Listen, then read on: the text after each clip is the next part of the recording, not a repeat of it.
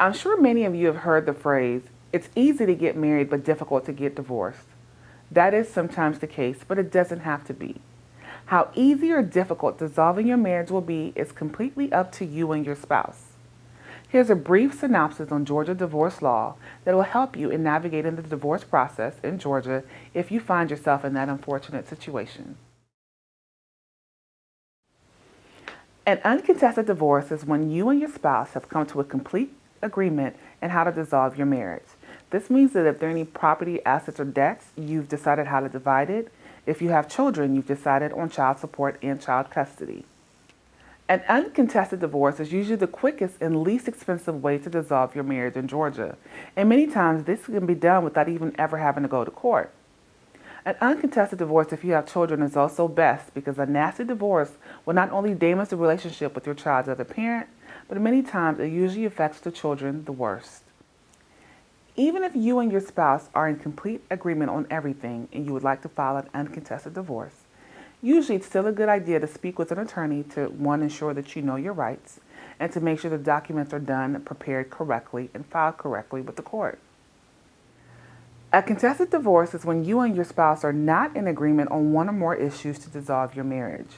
So instead of making the decision yourselves as you would in an uncontested divorce, you want a judge to make the decision for you. Contested divorces are usually more costly, more time-consuming, and can be more stressful. However, sometimes that may be the best route to take to ensure that you get the best outcome for yourself and your children if you have any.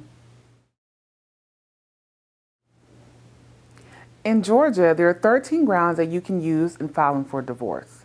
The most commonly used ground is irretrievably broken. That is the no-fault grounds for asking for a divorce in Georgia. What that means is that you're telling the court there's no specific reason that you're asking for a divorce, you just want to be done. The 12 other grounds are fault grounds. And where these fault grounds come into play is when you're telling the court that your spouse's bad behavior is what caused the breakdown in the marriage. And you want the court to consider this bad behavior in determining things like alimony or child support if that's an issue in your marriage. However, if the parties have little to no assets and there are no children involved, many times it's not too much of a benefit to use the fault grounds in asking for a divorce in Georgia.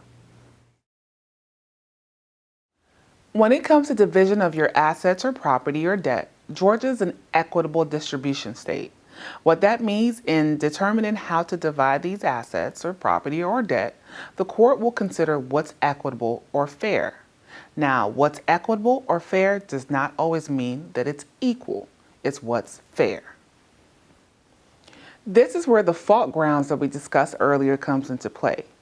If the court feels that one party's bad behavior is what caused the breakdown of the marriage, the court may not feel that it's equitable to give that party half of the marital property. The court may feel that it's more equitable to give the other party a larger share of the marital property.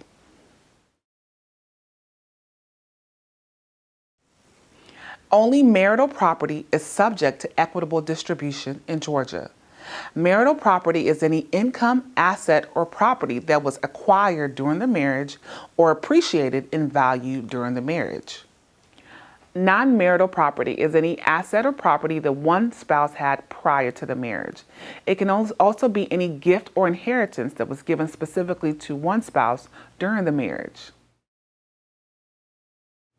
If there are children in the marriage, custody will have to be determined during the divorce. There are two types of custody, legal and physical custody. Legal custody is having the right to make decisions in things involving the child such as education, non-emergency health care, extracurricular activities, or religion. Physical custody is where the child physically is. If the parties cannot agree on custody, whether legal or physical, Georgia courts will use the best interest of the child standard in determining custody. If there are minor children in the marriage, Georgia courts will have to determine child support. Child support in Georgia is based on the Georgia Child Support Guidelines. A good place to start if you want to review these guidelines is the Georgia Child Support Commission website. However, It is a great idea to speak with an attorney to help you navigate through these guidelines, especially if your children have child care costs, extracurricular activity costs, or other costs that may need to be considered in determining child support. So that's it for a brief overview on Georgia divorce law. If you've been served with divorce paperwork or you're thinking about filing for a divorce, contact the Foster Law Firm at www.fosterlawga.com. You can also reach us at 404-525-3082. I'm attorney Chinway Foster with the Foster Law Firm, where we specialize in aggressive and effective legal representation. Thank you for watching.